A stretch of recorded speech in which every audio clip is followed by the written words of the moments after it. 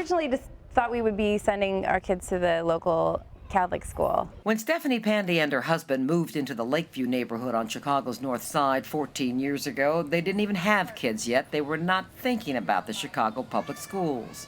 I've lived here for quite a while, 14 years. I had the impression that CPS schools were not strong at all, maybe none of them. But after a recent meeting at their neighborhood CPS school, Stephanie and her husband had a much better impression. And we feel like the leadership and the teachers were really nice, really strong, the ones we met, so we're trying it out. Despite all the bad press about CPS, the PANDE family has confidence in Hamilton Elementary. It's one of the district's success stories, revived with the help of committed parents who have time and money to give. It's a different story on the South Side. Dina Everidge is the principal of Wentworth Elementary. The difference is we don't have the community support of the parents. Like, we don't have a Friends of Wentworth. We don't have functioning PTOs or PTA who could advocate and bring in additional resources. We don't have that kind of parent partnership. Wentworth's operating budget keeps shrinking, down $400,000 from 2 years ago. Principal Everidge says most families in Englewood are not able to offer financial support, but parents are willing to help in other ways. Bonnie Jackson is one of those committed Wentworth parents. She says showing up in person can mean more than a dollar bill. An active parent can do a lot more than a check. You know, you can be involved. The students can see you. It's not just about your billfold. It's, about what you have to say, your presence. Money is also short on the Southwest side. Well, we lost $830,000 in June.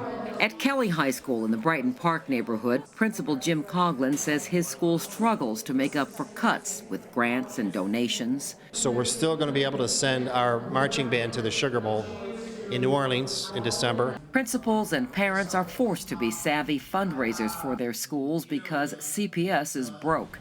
A $1 billion budget hole getting bigger every day. Becky VEVEA, education reporter for WBEZ Radio, says the CPS money problems stem in part from decades of borrowing. Borrowing from our own pension fund and borrowing on bonds to build new buildings.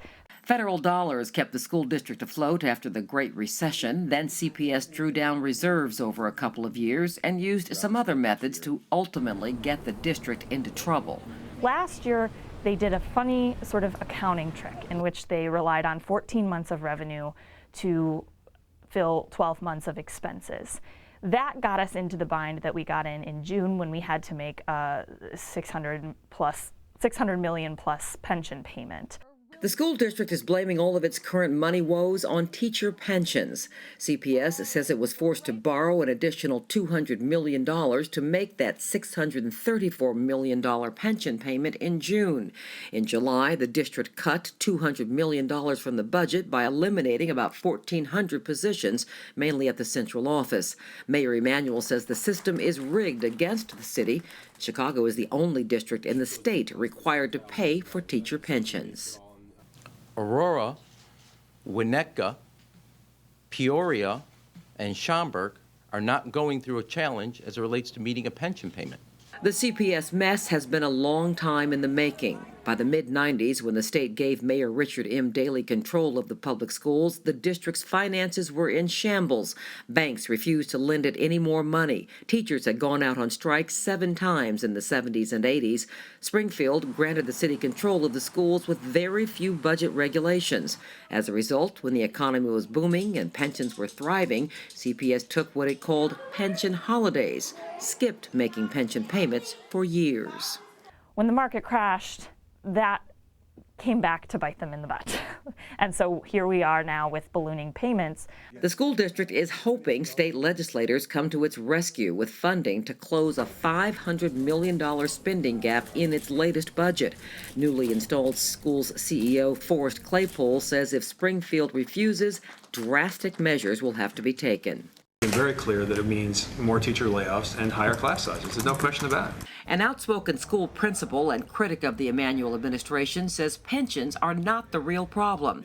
During a fiery speech to the City Club of Chicago, Blaine Elementary School Principal Troy LaRaviere pointed out that the district's own accounting firm, Ernst & Young, shows payments on debt are a much bigger drain on the budget than pension payments. LaRaviere accuses the mayor of making sure the entities that support him politically get their interest paid in full. The source of our problem is the parasitic private sector banks and investors who are always looking for creative ways to rip off taxpayers.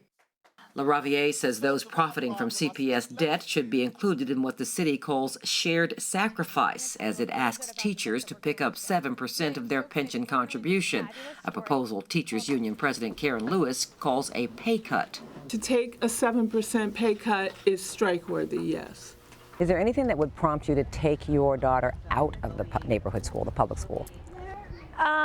If a lot of the programs that we're excited about, gym, the arts, science, if a lot of those started getting cut and it didn't seem to be a quality situation, we would probably reconsider. Because you can afford to send her to Catholic school, right? We can, or we can afford to move to the suburbs if we had to.